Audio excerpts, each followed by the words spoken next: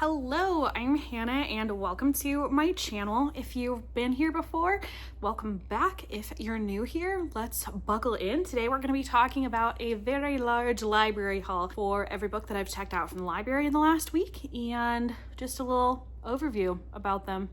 So let's go.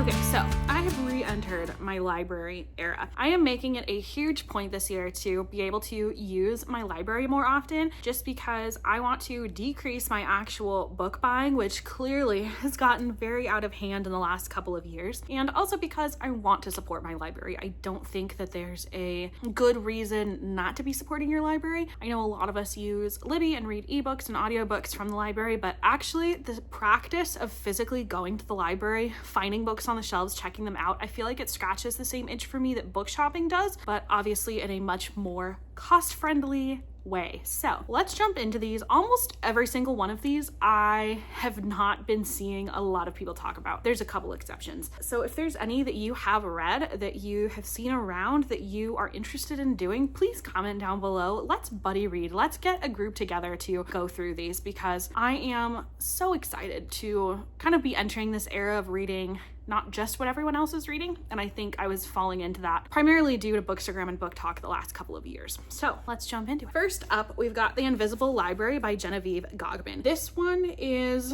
I think it takes place in London. There's underground factions, there's a mysterious library, and there's like a spy novel. It's blurbed by N.K. Jemisin. I honestly grabbed this because it looked like it was part of a series, and it's a very well-loved book. Well-loved library books mean good things, usually. So very excited to read this one. This is The Invisible Library by Genevieve Gogman.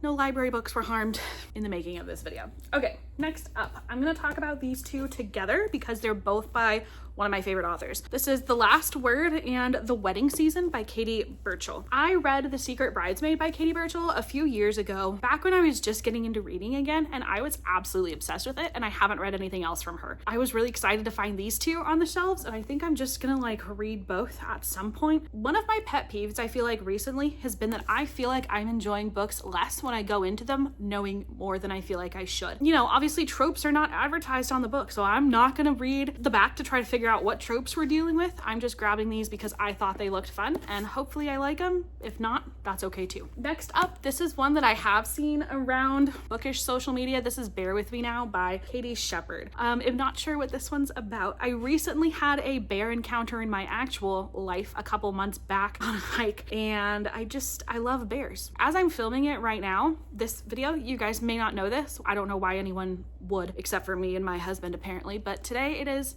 or this week, it is Fat Bear Week in Alaska, where they find all of the fattest brown bears and then they have a bracket and everybody votes on the best fattest bear for Fat Bear Week. I think just knowing that, it just feels good. So anyway, this is a book about bears. Maybe camping? I think Montana. They have bears in Montana? I guess they must. It's blurbed by Thea Guanzin, who wrote the Hurricane Wars trilogy, and I feel like that's a very different vibe than this one, but if they're similar, then that's cool too. Yeah, that's Bear With Me Now. Next two are by the same author that I love. This is The Family You Make and Love for Beginners, both by Jill Shalvis. I have only read a handful of Jill Shalvis books. A lot of them take place in Tahoe, which is super close to where I live. That's actually where I had the bear encounter that I was talking about with the last book. So I just wanted to grab these two. I don't know that I'll actually get to them, but I do want to read her backlog eventually because I think she's one of those writers like Honora Roberts or Mary Kay Andrews that I feel like she just pumps out so many books. There's like something in my head that just expected them not to be good, but every single Jill Shalvis book that I've read, I've absolutely loved. I'm very excited about reading these two. Next up, I've got Lizzie Blake's Best Mistake. This is by Maisie Eddings. I've seen Maisie Eddings. I feel like her books are around a lot on romance, bookish social media, but I haven't actually read anything by her. So I saw this one and I grabbed it. I like the happy yellow. It's a cute cover. Next up, I've got Jade City by Fonda Lee. I have heard this book recommended by so many people as like a really gritty, good example of an epic urban fantasy, which sounds like it might be an oxymoron, but I don't think it is, but don't quote me on that because I haven't read it yet. This is a trilogy and I think it's supposed to be like giving just violence and depression, which is not usually what I go for, but I do really love a good fantasy. So we're gonna try it and see how it goes. This is the first one in, I think it's called The Green Bone Saga. gonna talk about these next ones together as well. This is 4 Ruined Realms and 3 Shattered Souls. These are the sequels to, you can see I haven't pulled out my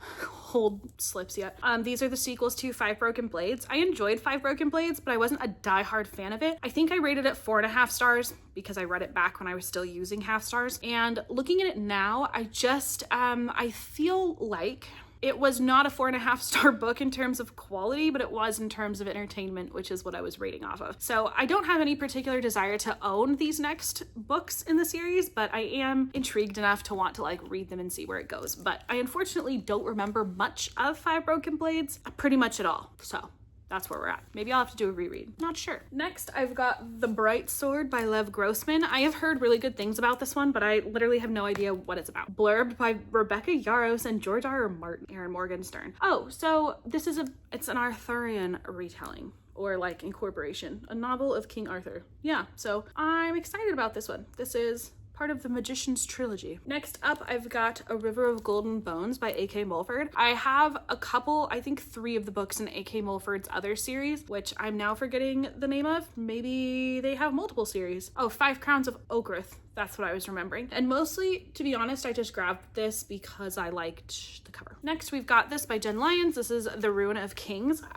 This just caught my eye on the shelves. I don't think I've even heard of it before, but it's blurbed by Lev Grossman, the author of The Bright Sword. Also by John Gwynne. I trust John Gwynne. So I'm excited about this one. Also the first in a series. Maybe he isn't the hero after all, for Kieran's not destined to save the Empire. He's destined to destroy it. That sounds like it slaps. Next, this one is one of the ones that I have actually seen all over the place, but I haven't read it yet. This is Fear the Flames by Olivia Rose Darling. I feel like I've seen really mixed reviews on this one, so I didn't really want to like buy it with my own money, although I'm trying to avoid using my own money period these days. I'm excited to see what that one's about. Next, I've got The Library of the Dead by T.L. Hushu. This is blurbed by a couple of different people, but what got me is that it's supposed to be about Edinburgh, and I want to say it's like Zimbabwean mythology. Yeah, so I think that sounds super interesting. This is the first in what looks like a very long series, judging from the number of books that are on the shelves for it. So I'm excited to jump into that. I have a whole nother bag of library books because I just went and picked up a bunch of holds today. So now we're gonna get into these. First up is The Sword and the Dagger by Robert Cochran. I believe this is a YA fantasy, and Robert Cochran is the creator and producer of the show 24. If you ever watched that, I didn't, but you know, sounds fun. There's 3 sworn enemies, one unforgettable journey. Reluctant companions must grapple with fundamental issues of loyalty, faith, and honor against the backdrop of conflicts that still resonate today. During the time of the Crusades, this unlikely trio embarks on a quest to the court of the most fearsome warrior the world has yet known, Genghis Khan. I'm excited to see what this one's like. On the side, this actually says it's historical fiction, so I thought it was fantasy, but that might not be true. All right, next up, I've got The Ash Princess by Laura Sebastian. I'm not gonna lie, I just loved this cover.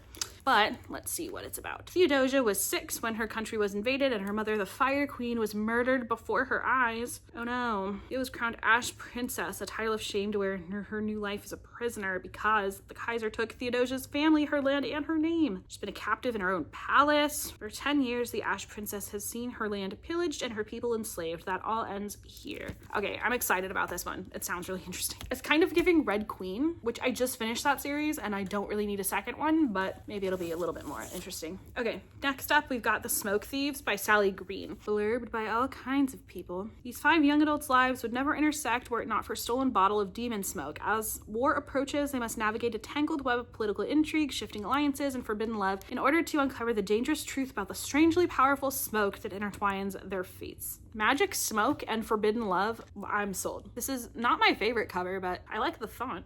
Next up, we've got Half Bad. Oh, it's also by Sally Green. I didn't put that together. Blurb by Kate Atkinson, Marie Lu, Michael Grant. Michael Grant wrote, I think, the Gone series, which I was obsessed with when I was a teenager. Start of a Theology, gripping tale of alienation and the indomitable will to survive. There's a violent witch. I don't know that I can fully tell you what this is about, but I'm excited. It's the new Hunger Games, I expect, is what someone says. Edgy, arresting, and brilliantly written. We'll see what this is about. I'm gonna talk about these 2 books together.